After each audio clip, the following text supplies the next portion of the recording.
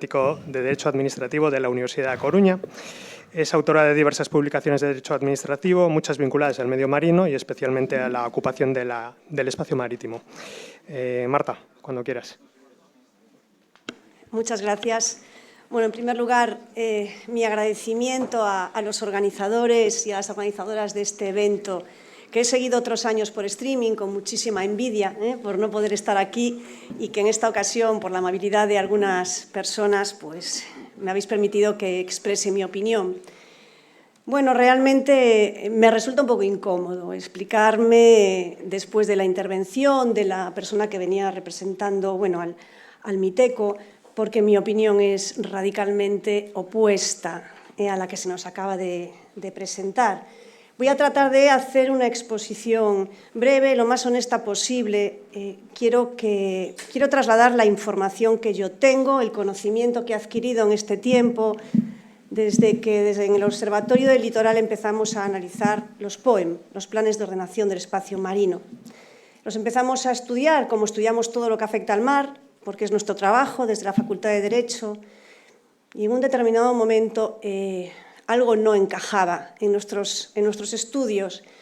Estábamos alarmadas y alarmados viendo lo que se publicaba en la página del Ministerio y tengo que reconocer que me alarmó tanto que por primera vez contacté, a pesar de que lo conocía por muchas referencias previas, pero contacté por WhatsApp con Torcuato Teixeira, simplemente para decirle si podía trasladarle una opinión y que me la confirmase o me la contradijese, porque no me parecía razonable lo que estábamos viendo y al final pues se ha confirmado. Bien, quiero explicarles un poco cuál es el panorama normativo en el que estamos, porque creo que es importante que ya llegados a este punto, yo creo que los POEM se van a aprobar antes de final de año, probablemente, y si no es antes de final de año es fuera de plazo ya, de mucho plazo, porque van muy atrasados, pero bueno, parecía que iba a ser antes de final de año, yo creo que serán antes de final de año, y quiero que sepan qué es lo que se va a aprobar, qué eficacia tiene, qué importancia tiene y si vamos a tener algún tipo de capacidad de maniobra o si ya tendremos que aceptar las cosas como vienen, que tampoco sería tan extraño si hablamos de la pesca, porque ya estamos acostumbrados a que a veces las cosas pasen así. Bien, nosotros tenemos una serie de directivas que enmarcan este proceso. Hay una directiva del año 2008 y voy a ir muy rápido, pero creo que es bueno saber qué es lo que nos va a gobernar a partir de ahora. Hay una directiva de 2008 que es de carácter medioambiental, que trata de preservar la buena calidad de las aguas, se elaboraron unas estrategias marinas, se pusieron una serie de instrumentos, uno legislativo, una ley de 2010 y luego un reglamento que aprueba las estrategias marinas. Europa está preocupada por la calidad de las aguas y nos hemos puesto las pilas y tenemos regulado cuáles son los objetivos de calidad de las aguas y hay que preservarlo. Primero, ¿vale? Una directiva ambiental. Europa aprueba otra directiva en el 14, distinta, no es ambiental. En este caso, lo que pretende es establecer un marco para la ordenación del medio marino y el objetivo no es ambiental. Lo que quiere Europa es conseguir un crecimiento, el desarrollo, el aprovechamiento sostenible del espacio marino. Es una directiva de carácter socioeconómico. Pretende poner en valor los sectores que operan sobre el mar y darles un instrumento para mejorar, para ordenar, para establecer zonas, para que todos conjuntamente podamos explotar el mar. Directiva de ordenación del espacio marino. Y ahí es donde encarga a los Estados, tampoco con muchas obligaciones, ojo, que a veces se nos vende que todo esto es porque lo impone Europa. Aquí Europa impone poco porque Europa en este terreno tiene pocas competencias. Se impone a los Estados, se les dice a los Estados que ordenen sus propios espacios y que los ordenen como quieran, porque aquí tampoco hay ningún tipo de directriz europea, que los ordenen como quieran y que cada Estado, según su propio mar, su propia plataforma, según los sectores económicos que se vienen desarrollando, ordene el mar. En España se aprueba un reglamento en el año 2017 que establece un marco para la ordenación del espacio marino que dice algunas cosas importantes que voy a ir enseñándoles.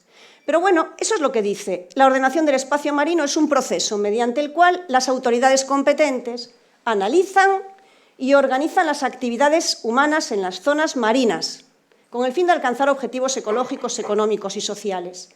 Nuestras autoridades analizan y organizan las actividades marinas. Verán que la sorpresa es mayúscula cuando les diga que en ese análisis de ver qué actividades hay sobre el mar y cuáles tienen que estar en el plan. Curiosamente, se les ha olvidado una de ellas. ¿Vale? El preámbulo de la directiva dice algo muy importante: la participación de los grupos de interés y la ciudadanía. Europa da muy pocas claves en esta directiva, obliga a muy pocas cosas, pero sí que dice una muy clara: este proceso no se puede llevar a cabo sin contar con la ciudadanía. Este proceso no se puede llevar a cabo sin contar con los grupos de interés.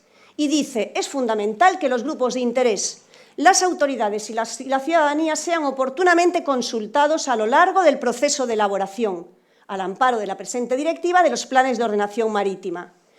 Y se dice en el artículo 9 de la directiva, desde las fases iniciales. Evidentemente, los grupos de interés son muchos, pero aquí hay un grupo de interés clarísimo, el sector pesquero.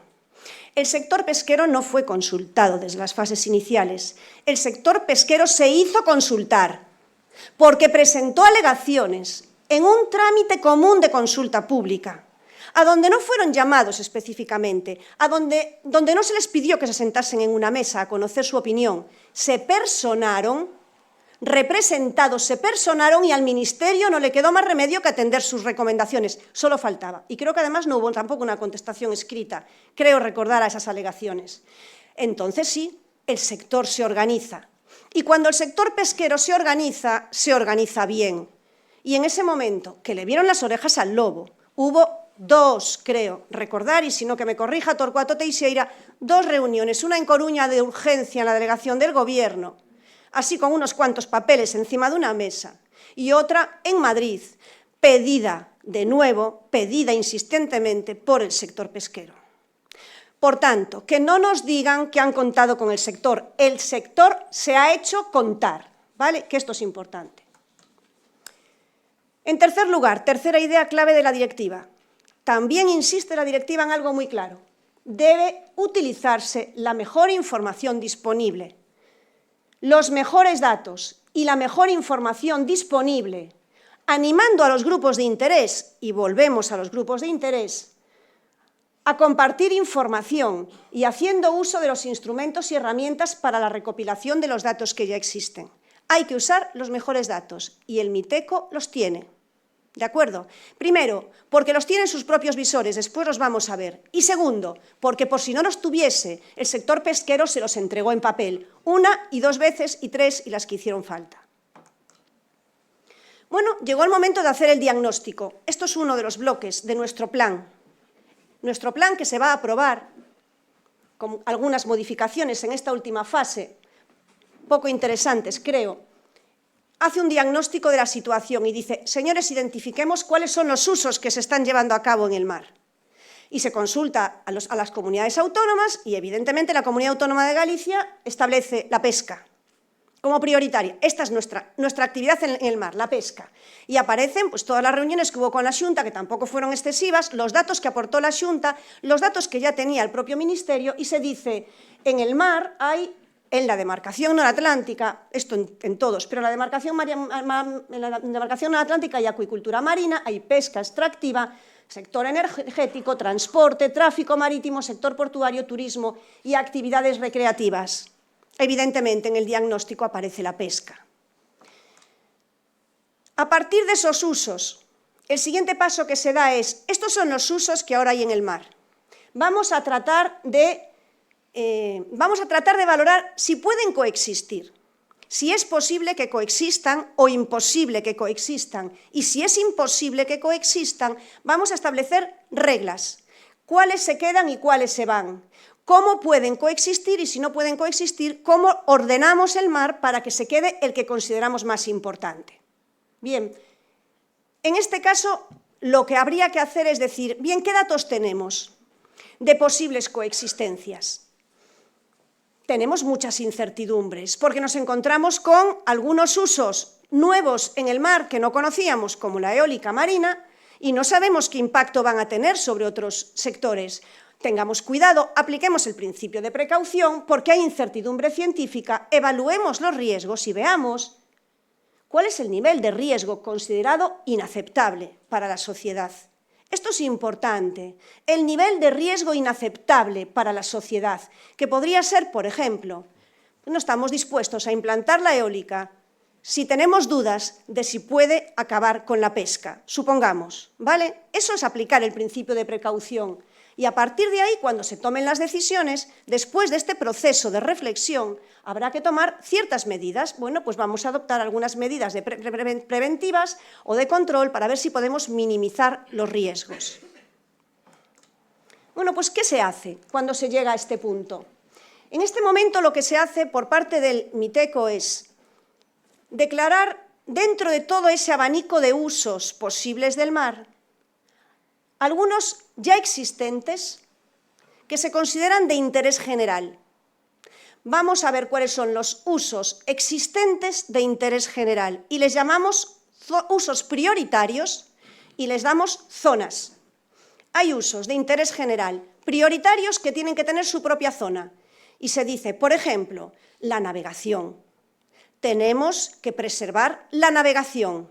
¿Vale? Por ejemplo, el salvamento, por ejemplo, el patrimonio cultural, por ejemplo, usos preexistentes. No está la pesca. Se ignora. Y se dice, bueno, y vamos a contemplar usos futuros, que todavía no están, pero que creemos que van a estar y que además van a ser estratégicos. Y vamos a buscar zonas donde puedan desarrollarse, tratando de que no tengan incidencia o que no colisionen con los ya existentes. Como la pesca no está, no hay que preocuparse por la pesca. En los de alto potencial aparece la eólica. La eólica marina apareció primero en los dos, en los prioritarios y en los de potencial. En esta segunda versión que se va a aprobar ya no está entre los usos prioritarios. Pero quedémonos con esta idea. Dos tipos de usos, prioritarios existentes, potenciales futuros, estratégicos. Ni en unos ni en otros está la pesca. Se distribuyen los espacios marítimos entre las actividades y usos existentes y futuros. El Real Decreto así lo decía, no podía ser de otra manera, y se aprueba un plan para cada demarcación. Hay 5 demarcaciones. La nuestra es la noratlántica y compartimos aguas con Asturias, Cantabria y País Vasco, demarcación noratlántica. Y se establece una planificación del mar donde, como ahora veremos, se reparten los espacios entre usos prioritarios y usos de alto potencial.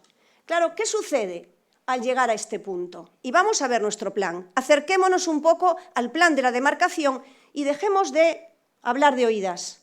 Vamos a la documentación, sabiendo que no es la definitiva, sabiendo que ha sufrido ajustes, que probablemente alguna de las zonas sea algo más pequeña y que algunas zonas que están pintadas de blanco han pasado a quedar pintadas de azul porque han dejado de ser usos prioritarios y se han llamado de alto potencial. Pero eso son cosas menores que no nos interesan. Vamos allá.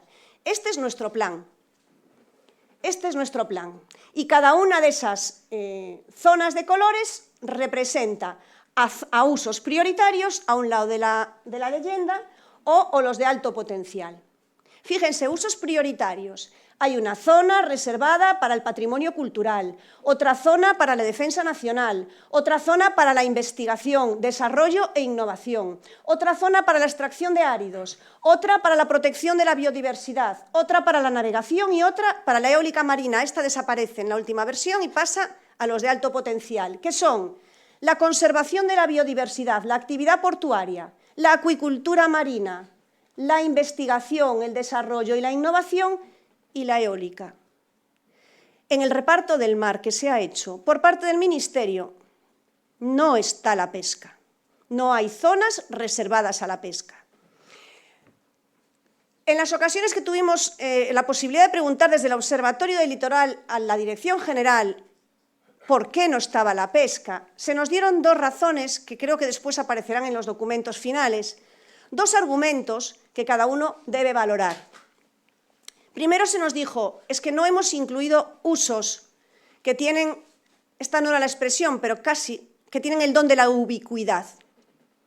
No vamos a poner en el plan usos que se realizan en todas partes.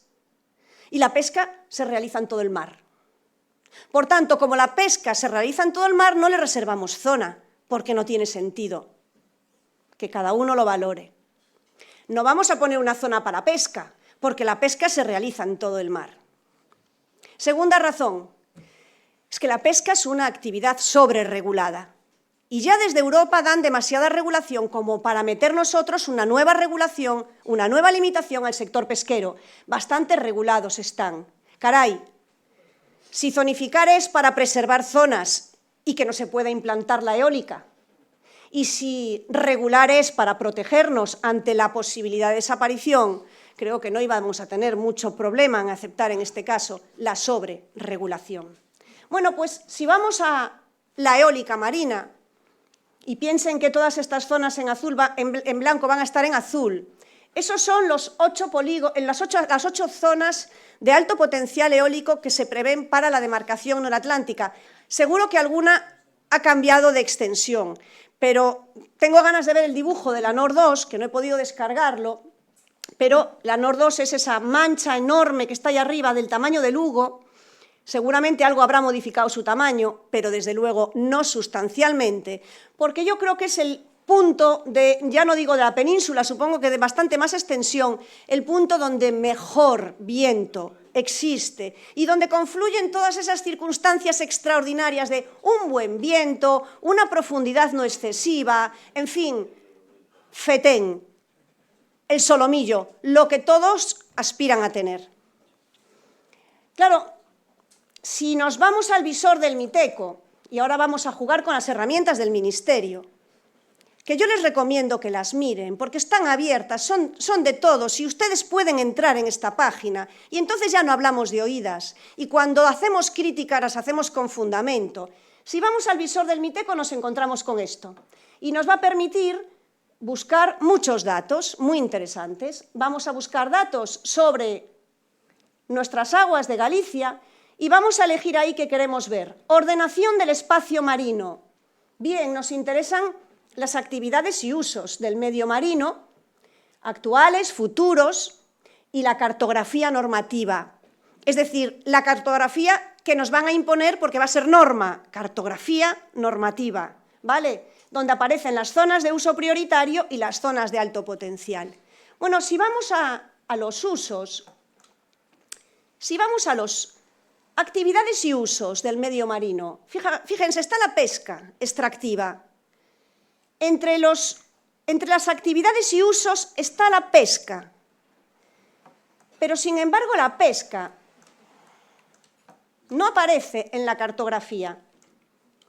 En la cartografía aparecen las zonas de uso prioritario, biodiversidad, protección costera, patrimonio cultural y más de defensa nacional, navegación, todo, pero no aparece la pesca. Aparece como usos, pero no aparece en la cartografía normativa en la que nos imponen. ¿Esto qué significa? Significa lo siguiente. Estos son los usos pesqueros.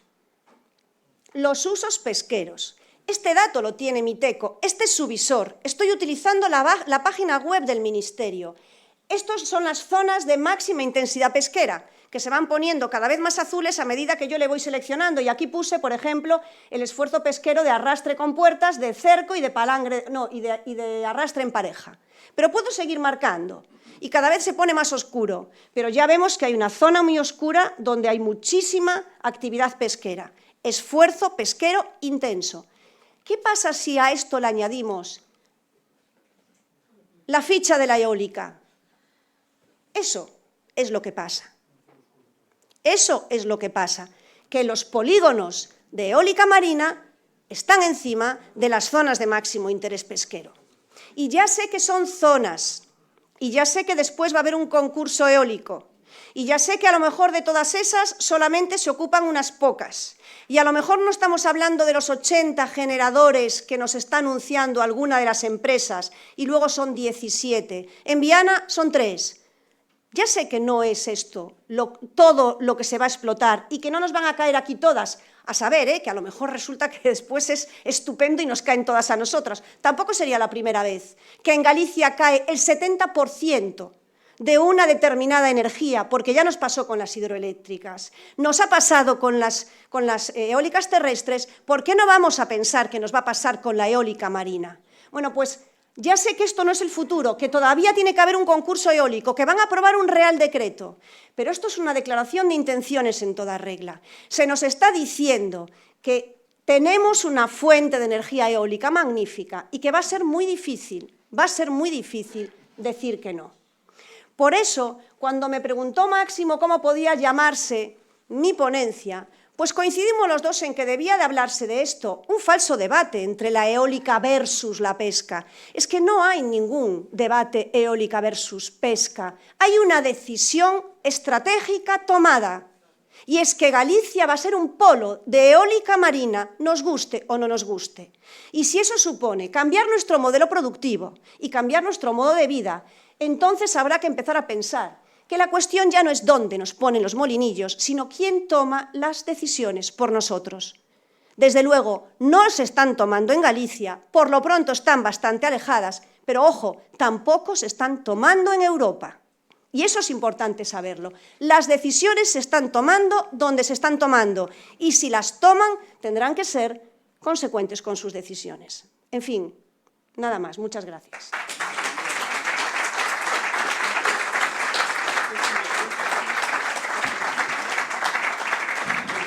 Pues muchas gracias, Marta, por la claridad y la concreción, sobre todo. No sé si alguien del público quiere comentar algo, alguna cuestión, o ha dejado Marta todo muy claro. Gracias, Marta. Nada. Bueno, yo creo que... en fin, Torcuato, puedes decir algo, ¿no? Sí. Para no quedarme yo aquí. Venga. Eu quero agradecerlle a Marta o moito que lle está aportando de ele e os seus compañeros do Observatorio ao sector pesqueiro. Nos está aportando coñecemento e, ademais de coñecemento, emoción. E iso se agradece moito. E, dende logo, eu creo que, efectivamente, hai unha decisión estratégica que queren convertir a Galicia nunha pila enerxética, E o problema é que os efectos colaterais en relación á estrategia mariña son os ecosistemas mariños e a propia actividade pesqueira. Entonces, a miña pregunta sería, Marta, é que a estas alturas da película, eu creo, desde o meu punto de vista, e faigo a reflexión alto, crees que a única vía posible para que, de novo, a pesca, neste caso a pesca e os ecosistemas, non se sacrifiquen en pro de intereses xerais, que así como se disfrazan, vai ser de novo presión política, decisións políticas que cambien nestes momentos a tendencia que temos, que é unha tendencia clara de que en pro de la energía renovable, que non sopón o sector, ademais, as energías renovables, ni, por suposto, porque somos os principais danificados no mar, que en pro de todo isto, unha decisión política que parece ser que está tomada teña, ao final, como efectos colaterais, un impacto claro e directo nos ecosistemas e na propia actividade pesqueira. Como ves esa salida? Gracias. Bueno, voy a contestarte en español, Torcuato, porque me han pedido que, como es por streaming para otros sitios, hable en castellano, pero bueno, no tengo problema en hacerlo en gallego. En cualquier caso, a ver, sí, efectivamente, yo creo que nunca es tarde para la lucha política, ¿vale? Nunca es tarde para la lucha política, para la lucha noble, honesta, política. Es decir, la presión es muy importante. Bueno, creo que tampoco es muy realista. Es verdad que el sector pesquero es fuerte, es aguerrido, potente. Me da la sensación de que si nos midiésemos con el lobby de la eólica tenemos las de perder. Pero, lo decía antes, no es algo contra la eólica. Es que no podemos ir contra las renovables, sería absurdo. Y quizá, por eso quiero partir de esto, este es el título de mi intervención, no nos dejemos meter en ese cajón. Yo no estoy dispuesta a que digan que yo estoy contra la eólica y en favor del sector pesquero. Es que estoy a favor de ambas, pero creo que no es necesario en estos momentos, con la incertidumbre que tenemos sobre cómo puede afectar a la pesca, y con la cantidad de espacios que aún hay, y sabiendo que podemos conseguir nuestros objetivos de energías renovables sin necesidad de tocar el NOR 2, creo que sería importante que desde el Ministerio se convenciesen de que en este primer concurso eólico no entre el NOR 2.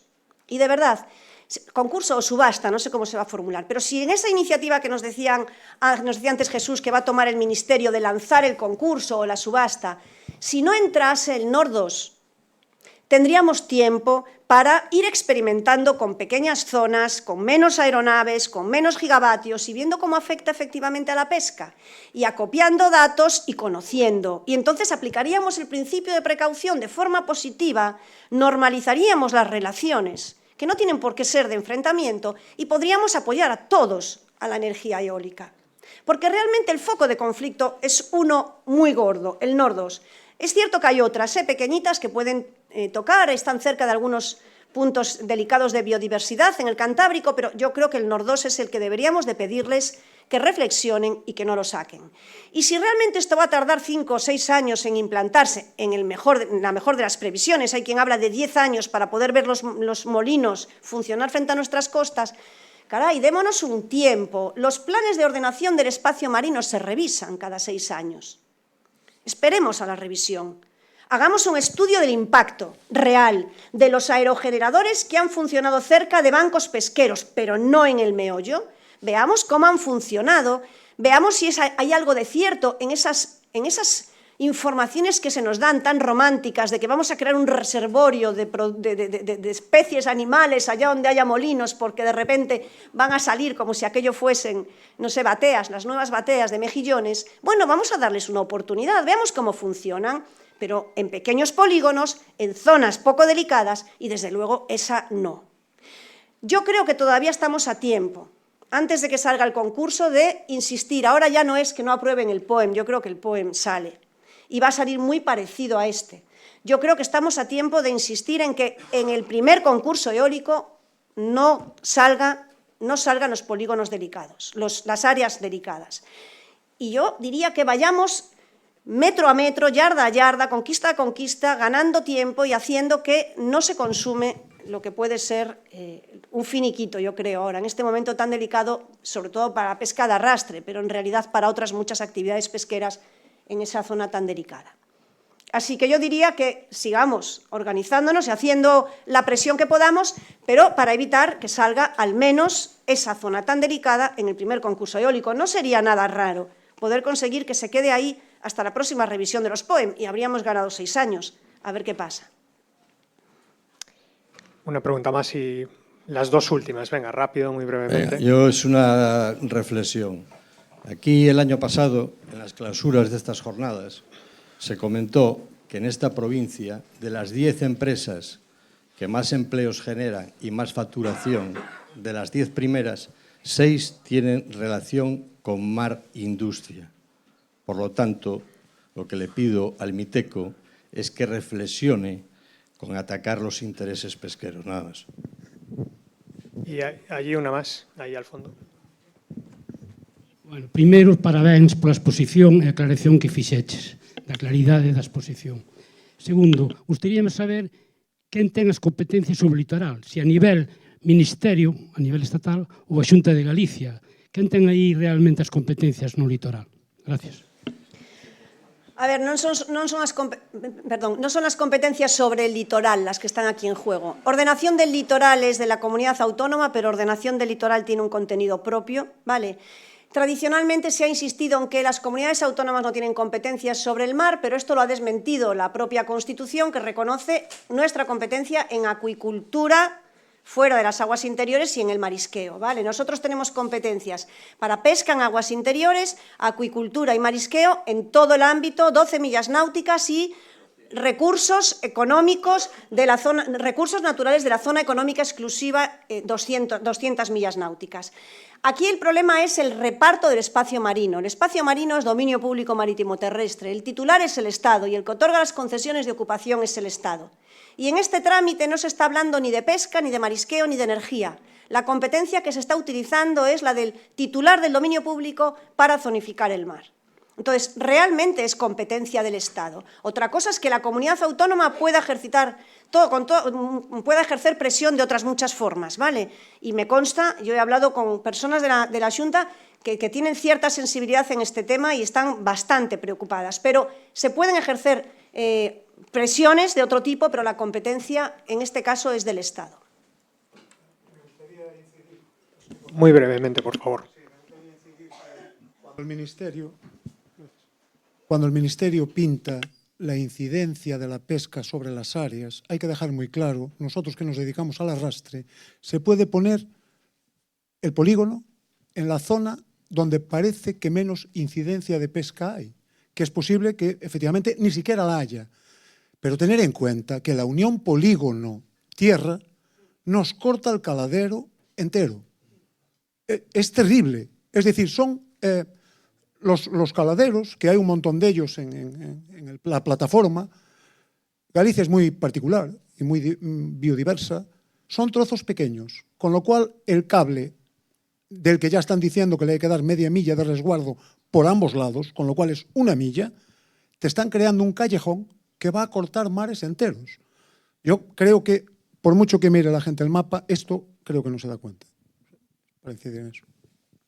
Bueno, solamente aclarar, efectivamente, las líneas de las conducciones son submarinas, la servidumbre no está regulada, pero de facto existe una servidumbre donde no se pueden realizar ciertas actividades.